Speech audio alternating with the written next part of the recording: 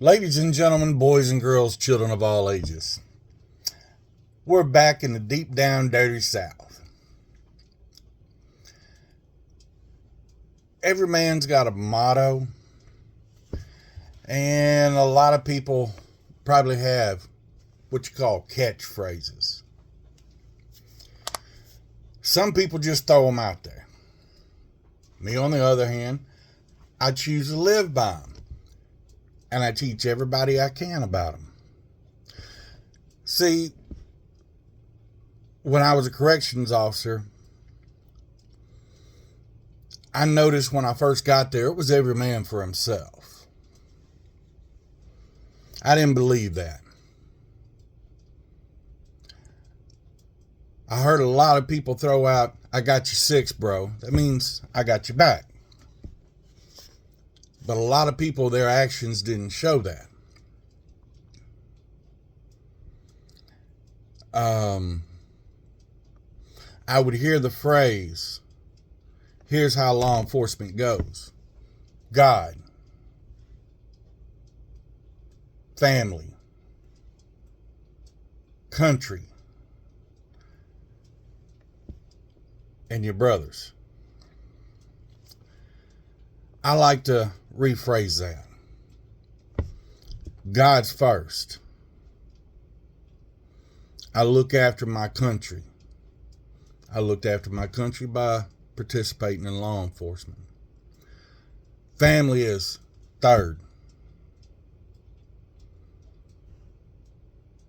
Now, family is not always blood, but family's family. Sometimes you got to cut family out. But the uniform, what that uniform represents that I put on, then my brothers. Because if my brothers disrespect that uniform by being dirty, you better believe I'm going to protect my country by turning that brother in. You do right and I do right by you. I slowly but surely over the years taught my crew, everybody that was a D shift original, anybody participated on D shift. We may pick on each other. Sometimes we may even hate each other. But I am my brother's keeper. Your problems are my problems. You're moving and you didn't tell me, I'm going to crawl your butt and show up with some gloves and anybody I can grab, and we're going to help move your house. You ain't got no food in your house and your kids are coming over for visit for this weekend. I'm going to make sure there's food in that house. Whether I got to go shopping in my kitchen or we go to the grocery store and buy those economy-sized bags of Fruity Pebbles and pasta, beans and rice and frozen pizzas. Them kids going to eat and you going to still have food left over. You running tight on money, your bills are covered, but you got some dogs that need to eat. We're going to buy some dog food, whatever you want. I am my brother's keeper and I got your back. The golden rule, do unto others as they'd have them do unto you. Now, some people say, turn the other cheek. Don't do to them what they did to you. But at the same time, you got to do unto others as you'd have them do unto you. So if they did it to you, if it was cruel, if it was by accident, forgive and forget. Turn that other cheek. If they thought they were doing right, forgive and forget. If it was done on purpose and done maliciously,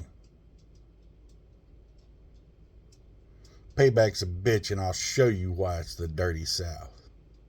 Country boy will survive, and we go nuclear. Now, with all that being said, I always go back to the golden rule, and I was raised to be a good person. You need to do for others. Don't be proud. Don't go and show it off. Don't brag about yourself. You don't need to show it on social media. But I did raise my kids that way. And long about their teenage years, I noticed my kids were getting a little greedy. Them lists were getting more and more expensive. One year I made them participate at the Salvation Army. Every year when they knew they were going to get new stuff, so right after Halloween, I made them go through their clothes. Anything that was in good condition, donate. Socks, panties, underwear, it didn't matter. Clothes, you donate it. Now, if it's trash, it's trash. Turns into a shop rag. But I made them donate, and I had them sit there and watch and help people go through things. Because you're going to get all brand new stuff. But that shirt you donate, that skirt from Hot Topic you donate, that may be what their little girl, their little boy, that may be the only thing they get that year. And it's going to mean the world to them. I had my kids participate in passing out some of these things. When they got home, they saw their presents sitting under that tree. That tree was loaded that year. They raked it in. They felt guilty about opening every single present. And I was proud of them because every time they opened it up, they made comment about somebody they had met during passing out somebody else's Christmas that would have loved what they got. And I told them, now that's why you're getting all you get. I took one of my daughters on a charity ride one year. We rode to a place for sexually abused kids from newborn to 18. My daughter really didn't get the grasp of it until she got there, and some of them started telling them stories. Little girl latched on to my daughter and had to have her little elf hat, and because I'm dressed as Santa Claus, she's dressed as an elf. Latched on to her when she said her daddy and uncles took turns with her. And this little 8-year-old knew things that my teenage daughter didn't know. She started realizing how good she had it in life. Or the year our Thanksgiving was a Thanksgiving where I made my kids go prepare Thanksgiving meal.